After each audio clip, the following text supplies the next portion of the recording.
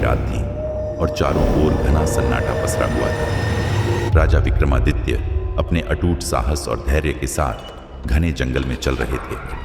पेड़ों की सरसराहट और जंगली जानवरों की हल्की आवाजों के बीच वे सावधानी पूर्वक कदम बढ़ा रहे थे। उनके कंधे पर वेताल बैठा हुआ था, जो हर बार की तरह पेड़ से लटकता हुआ अपने रहस्यमय अंदाज में विक्रमादित्य द्वारा पकड़ा गया था। राजा विक्रम ने अपने मजबूत हाथों से वेताल को कंधे पर उठाया और निर्भयता से अपने कदमों को जंगल के उस ओर बढ़ाया जहां उन्हें जाना था। वे जानते थे कि हर बार की तरह इस बार भी वेताल उन्हें कोई रहस्यपूर्ण कहानी सुनाएगा और अंत में एक कठिन प्रश्न पूछेगा, लेकिन विक्रमादित्य के धैर्य और बुद्धिमत्ता में कोई कमी नहीं थी। हर बार की तरह इस बार भी वह बिना रुके और बिना डरे वेताल को अपनी मंजिल तक ले जाने के लिए तैयार थे। जंगल की घनी छांव में चलते हुए वे सोच रहे थे कि इस बार वेताल किस तरह की कहानी सुनाएगा और कैसे वह राजा को एक बार फिर से चुनौती देगा। रास्ते भर वेताल अपने असामान्य हंसी के साथ चुपचाप बैठा रहा, लेकिन विक्रमादित्य उसकी चालों को अच्छे से समझते थे। वेताल ने राजा विक्रमादित्य से कहा, हे राजन, तुम्हारी निष्ठा और धैर्य मुझे बार बार आश्चर्य में डालते हैं, लेकिन देखता हूं कि क्या इस कहानी के अंत में भी तुम सही उत्तर दे पाओगे।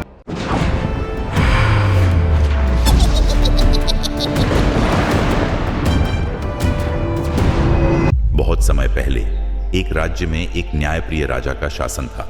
उसके पास एक अत्यंत मूल्यवान हार था, जिसे उसने अपनी रानी को उपहार में दिया था।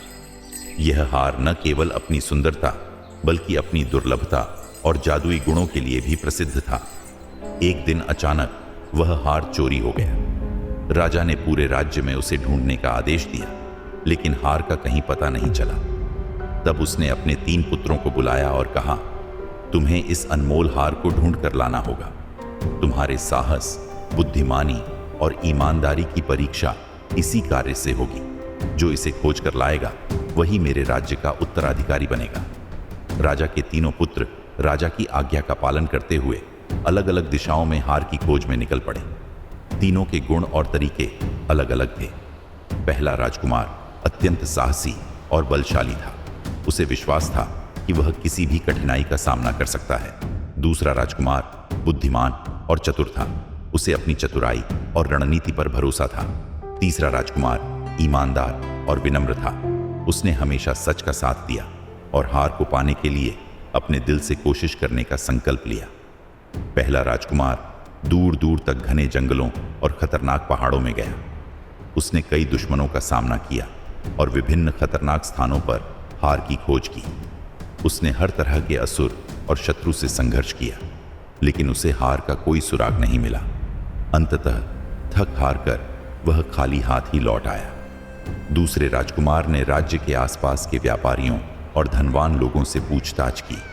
उसने चतुराई से राज्य के बुद्धिजीवियों और गुप्तचरों की मदद से हार का पता लगाने की कोशिश की। उसने हर संभावित स्थान पर अपना जाल फैलाया और कई गुप्त सूत्रों से जानकारी इकट्ठा की, लेकिन अंततः उसे भी असफलता ही मिली। वह भी खाली हाथ लौट आया। तीसरे राजकुमार ने अपनी यात्रा विनम्रता और ईमानदारी से की। उसने हर व्यक्ति से सत्य और निष्ठा के साथ बातचीत की और लोगों को अपने विश्वास से जोड़ा। इस यात्रा के दौरान वह एक वृद्ध साधु से मिला, जिसने उसकी ईमानदारी और निष्ठा को देखकर उसे आशीर्वाद दिया। साधु ने उसे बताया, यह हार तुम्हारे राज्य के ही एक मंत्री ने चुराया है। उसने इसे धन के लालच में छुपा रखा है। राजकुमार ने साधु की बात मानते हुए उस मंत्री का पता लगाया और सत्य और निष्ठा के साथ हार को वापस प्राप्त किया। उसने मंत्री को क्षमा कर दिया और उसे राजा के पास ले जाकर सारी सच्चाई बताई। मंत्री ने अपनी गलती स्वीकार की और हार को राजकुमार को सौंप दिया। तीसरा राजकुमार हार को लेकर महल लौटा और राजा के सामने उसे प्रस्तुत किया। राजा ने उसकी ईमानदारी, निष्ठा और बुद्धिमानी की प्रशंसा की। उसने अपने दोनों अन्य पुत्रों के साहस और चतुराई की भी सराहना की, लेकिन तीसरे राजकुमार की निष्ठा और सत्यनिष्ठा से प्रभावित होकर उसे अपना उत्तराधिकारी घोषित कर दिया। राजा ने कहा, सच्चा शासक वही है जो न केवल साहसी और बुद्धिमान हो, बल्कि सत्य और ईमानदारी के पथ पर भी चलता हो। राज्य का उत्तराधिकारी वह बनेगा जो जनता का विश्वास जीत सके और धर्म का पालन करे। कहानी समाप्त करने के बाद वेताल ने राजा विक्रमादित्य से पूछा, हे राजन, अब तुम ही बताओ, क्या राजा का निर्णय उचित था?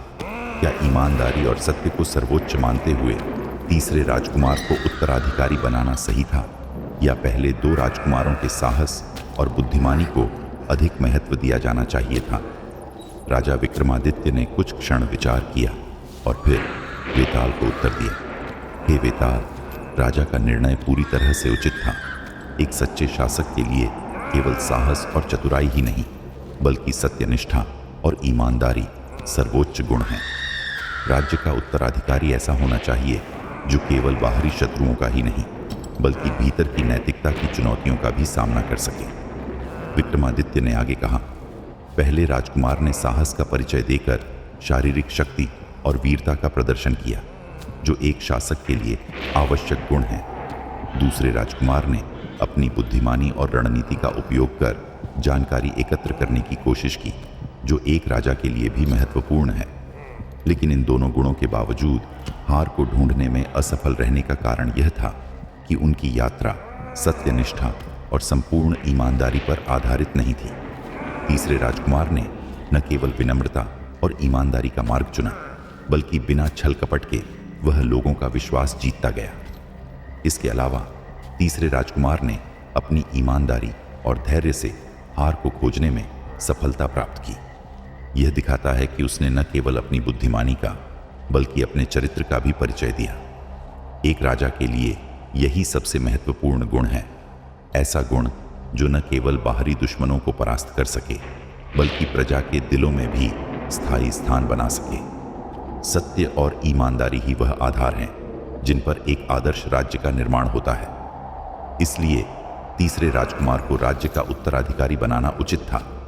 एक राजा को सबसे पहले अपने राज्य और प्रजा के प्रति निष्ठावान होना चाहिए और अपने आचरण से यह सिद्ध करना चाहिए कि वह प्रजा के विश्वास के योग्य है। सच्ची शक्ति और चतुराई तभी सार्थक होती है जब उसे ईमानदारी का साथ मिलता है। अतः तीसरे राजकुमार में ये सभी गुण सम्मिलित हैं जो उसे एक आदर्श शासक के रूप में स्थापित करते हैं। वेताल राजा विक्रमादित्य का यह उत्तर सुनकर संतुष्ट हुआ, क्योंकि राजा ने प्रेम, मित्रता और त्याग के इस गहन प्रश्न को सच्ची बुद्धिमत्ता और विवेक से हल किया। जैसे ही राजा विक्रमादित्य ने अपने बुद्धिमान उत्तर के साथ उसका प्रश्न हल किया, वेताल अपनी कुटिल हंसी के साथ खिलखिला उठा। राजा के उत्तर से संतुष्ट, लेकिन अपनी शर्तों के अनुसार, वेताल ने कहा, राजन, तुमने फिर से मेरा प्रश्न हल कर दिया और अपने मौन को तोड़ा। अब मैं एक बार फिर पेड़ पर लौटूंगा। यह कहते ही वेताल ने राजा के कंधे से उड़ान भरी और एक हवा के झोंके की तरह घने पेड़ों की ओर उड़ गया। विक्रमादित्य ने गहरी सांस ली, लेकिन उनकी आंखों में कोई निराशा नहीं थी। वे जानते थे कि यह उनकी परीक्षा का एक और हिस्सा था और उन्हें वेताल को फिर से पकड़ना होगा। बिना समय गंवाए उन्होंने अपने कदम उसी पेड़ की ओर बढ़ा दिए जहां से उन्होंने वेताल को पकड़ा था। अपने अडिग धैर्य और अटल संकल्प के साथ राजा विक्रमादित्य एक बार फिर इस रहस्यमयी सफर की ओर बढ़ चले, निडर और अजेय जैसे वे पहले थे। उनके मन में केवल एक ही संकल्प था, किसी भी हाल में अपने उद्देश्य को पूरा करना, चाहे कितनी भी चुनौतियां क्यों ना आएं।